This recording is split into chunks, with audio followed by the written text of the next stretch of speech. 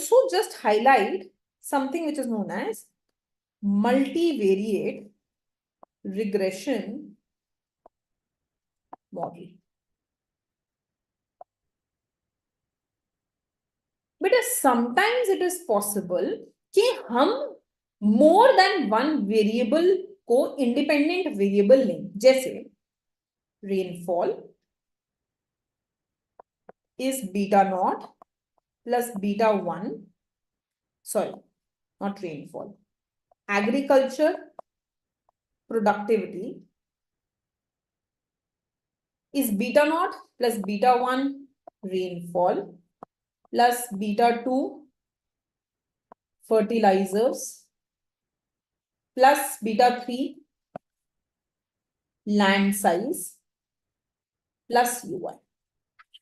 तो it is possible ना कि हमारी जो एग्रीकल्चर की प्रोडक्टिविटी है it depends on rainfall, on fertiliser, on land size, right? So you may want to go ahead and take more than one independent variable. जब हम एक से ज्यादा इंडिपेंडेंट वेरिएबल लेते हैं, when we take more than one independent variable, that is called as multivariate regression. उसको क्या बोल देते हैं? Multivariate regression model. This generally is written like this: yi is equal to beta naught plus beta 1 x1i plus beta 2 x2i plus beta 3 x3i plus ui. This is called as multivariate regression model. क्या बोल देते हैं इसको? Multivariate regression model. Now we will try to see interpretation beta.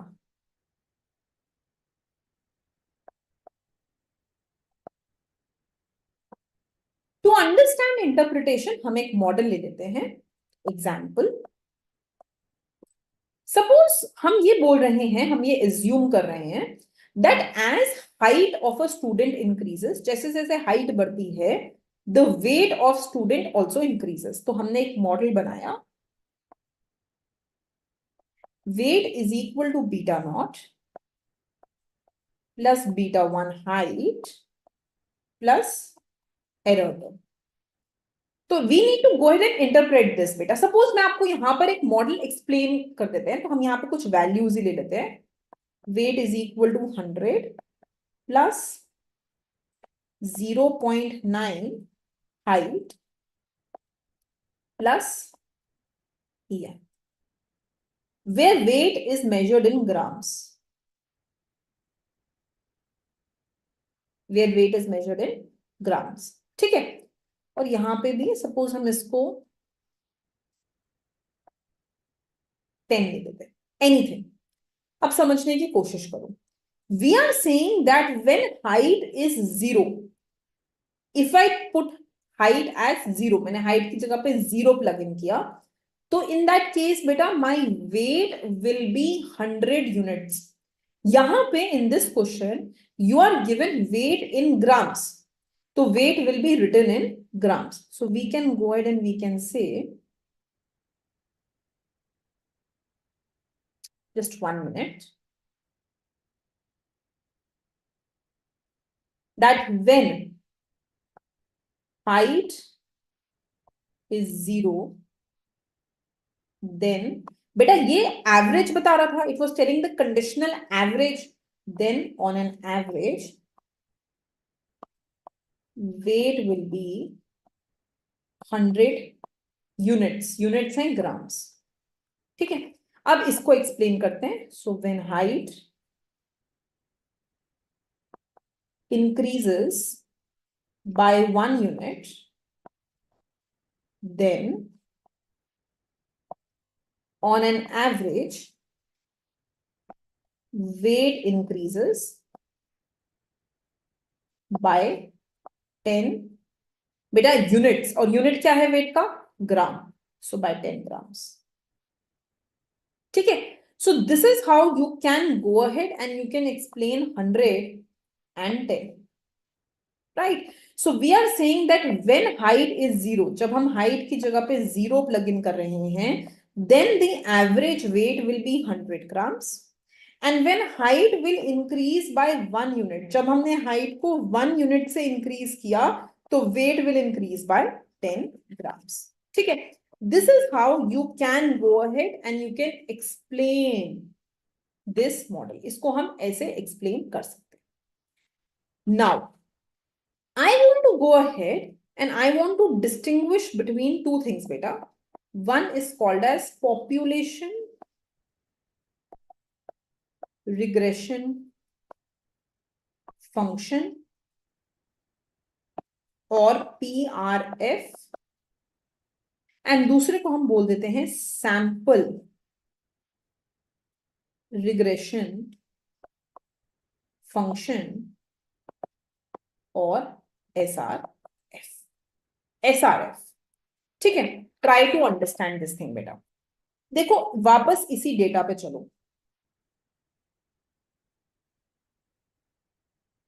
Try to go back on this data. Suppose जो families की income 80 थी, there were 5 families. There were 5 families जिनका income 100 था. देयर वर 10 फैमिलीज जिनका income 120 था, and so on and so fourth. But when we started collecting data, जब हमने ये डेटा कलेक्ट करना शुरू किया, तो आई फाउंड आउट कि इट इज वेरी डिफिकल्ट कि एक एक फैमिली की डेटा कलेक्ट किया जाए. बहुत मुश्किल है. It is very time consuming to collect the data of each and every family. हर एक फैमिली का, हर इंसान का डेटा कलेक्ट करना बहुत मुश्किल है. Also, I found out that some families were not giving the information. कुछ families अपनी इनकम बता ही नहीं रही थी. So it may happen that or not always the population is at disposal. माने हमेशा पूरी population का डेटा हमारे पास अवेलेबल नहीं होगा, ऐसा बहुत बारी हो सकता है. It may happen multiple times. तो क्योंकि पूरी population का डेटा हमारे पास अवेलेबल नहीं होता है, what we do is we work with the sample. हम कम डेटा के साथ काम करते हैं. We work with smaller data and that is called as sample. तो जैसे ऐसा हो गया होगा कि शायद may be out of 5 families, यहां पर मेरे को सिर्फ 2 फैमिलीज का डेटा मिला. Here I got data of only 3 families. यहां पे मेरे पास वापस सिर्फ 5 फैमिलीज का डेटा आया out of 10. So I am getting data of only few families. समझ रहे हो?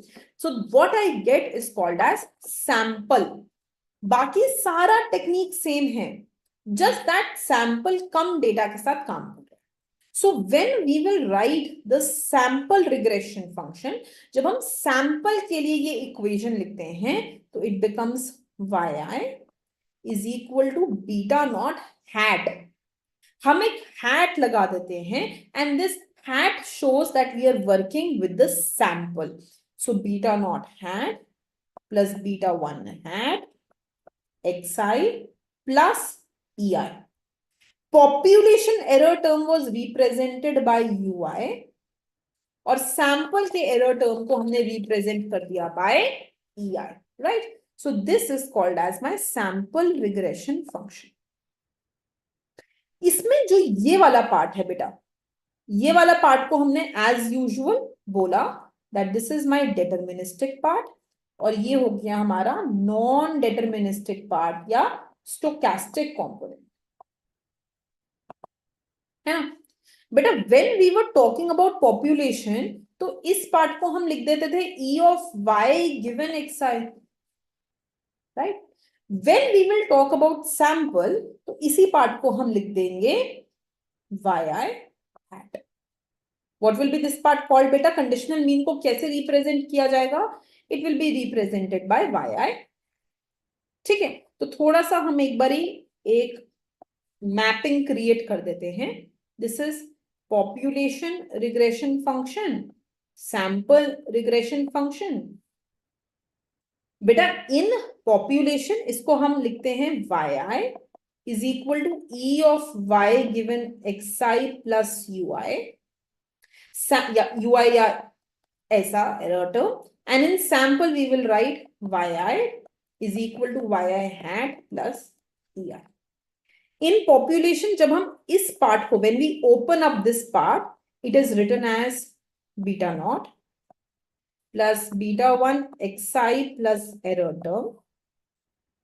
And in sample, when we open up this part, तो इसको हम लिख देते हैं yi is equal to beta naught hat plus beta 1 hat xi plus ei. बेटा these beta hats, इनको दूसरा तरीका लिखने का होता है, अगर आप इनको स्मॉल अल्फाबेट से लिखो, that is also fine. Both methods are correct. जो हमारी पॉपुलेशन रिग्रेशन फंक्शन की लाइन होती है, that line, that is called as the true line बेटा. और जो सैंपल रिग्रेशन फंक्शन से लाइन आती है, that is called as the estimated line. That is called as the estimated line. Let us try to understand this diagrammatically. एक बार थोड़ा समझो diagram से.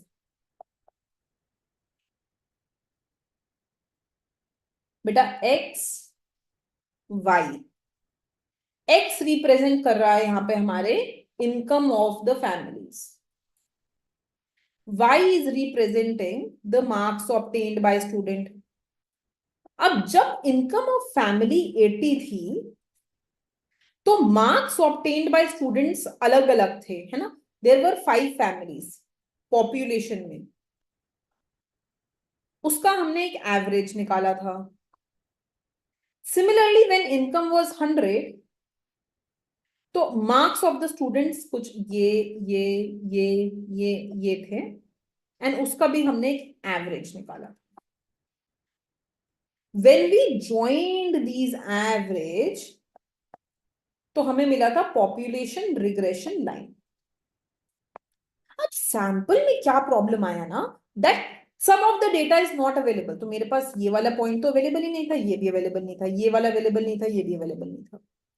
तो because limited data was available, तो हमने उस सैंपल का जब एवरेज निकालने की कोशिश की, तो सैंपल का इनके एवरेज यहां आया, इसका एवरेज यहां आया, ऐसा कुछ एक अलग सा एवरेज आ गया सैंपल का. और अब हमने क्या किया, हमने उस सैंपल के एवरेजेस को ज्वाइन करने के लिए कोशिश किया. सो आर यू अंडरस्टैंडिंग दिस? जो हमारे लिमिटेड डेटा पॉइंट्स थे, उनका जहां पे भी एवरेज आया, सपोज एवरेज यहां आया, जहां पे भी आया, I join those average points together.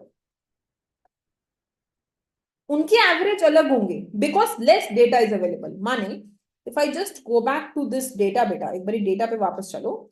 जैसे फॉर इनकम लेवल 80, ये वाला इंफॉर्मेशन मिसिंग है. सिर्फ 3 फैमिलीज ने ही अपनी इंफॉर्मेशन दी.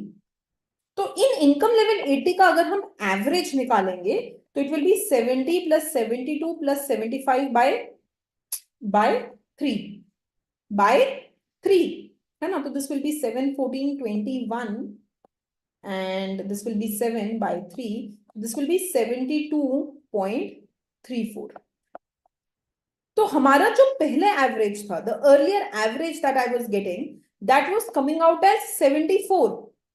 और जो हमारा अब एवरेज आ रहा है, that average is coming out as 72.3.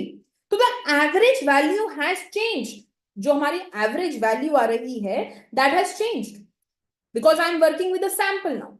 So because my average value has now changed, so what will happen? I will be joining different average values. जो average values अब ये होंगी.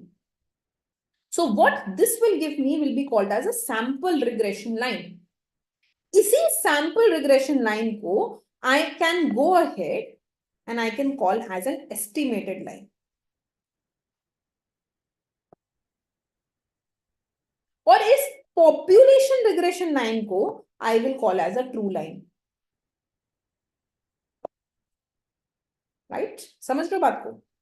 Now, बेटा सपोज ये मेरा actual marks obtained by student है. तो अगर मैं उस एक्चुअल मार्क्स का सैंपल से गैप देखूंगी, तो वो सैंपल का एरर टर्म है EI. और अगर मैं उसका पॉपुलेशन वाली लाइन से गैप देखूंगी, तो वो पॉपुलेशन वाला एरर टर्म है माने UI.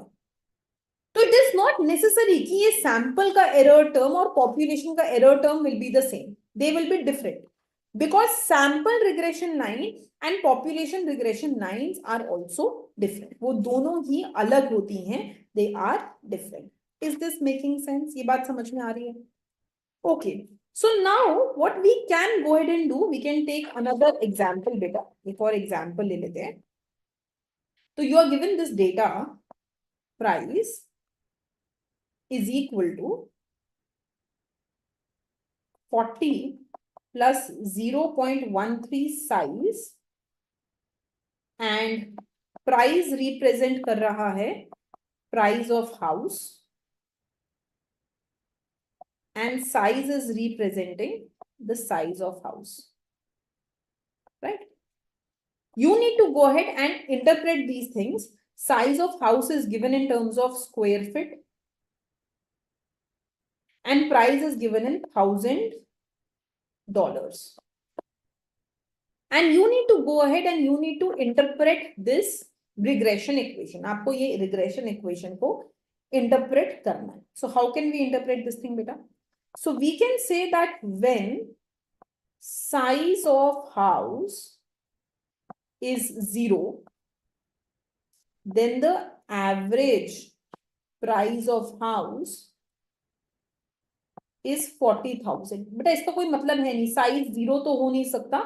This is just regression का एक इंटरप्रिटेशन है कि व्हेन दिस इज 0 इसका वैल्यू 40 है. It does not mean anything economically, इसका कुछ इकोनॉमिक सेंस नहीं है because size can not be 0, कुछ साइज तो रहा होगा, right?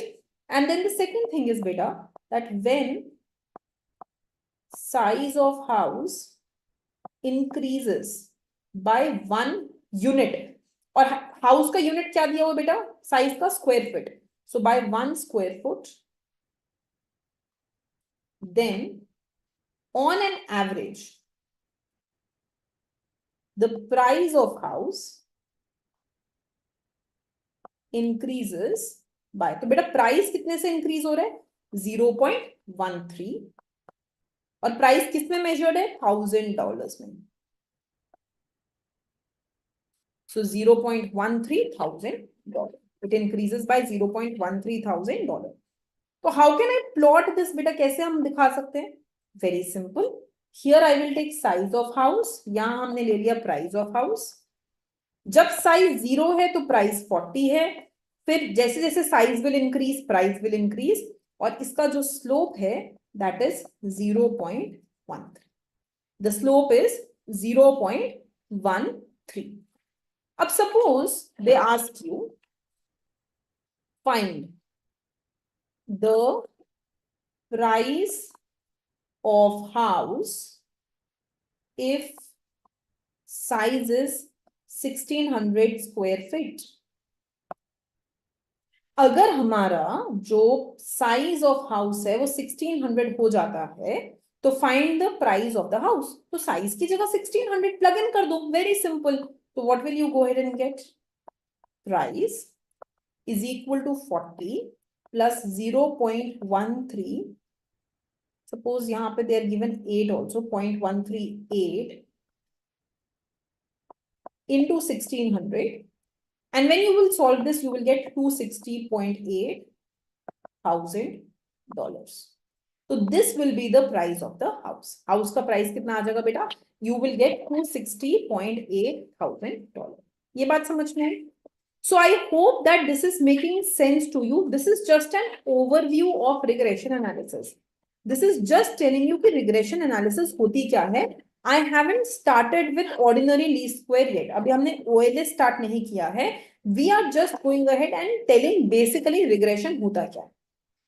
Now before I go ahead, just one last thing मैं यहाँ पे एक बताना चाहूंगी, which is linearity का मतलब in regression models.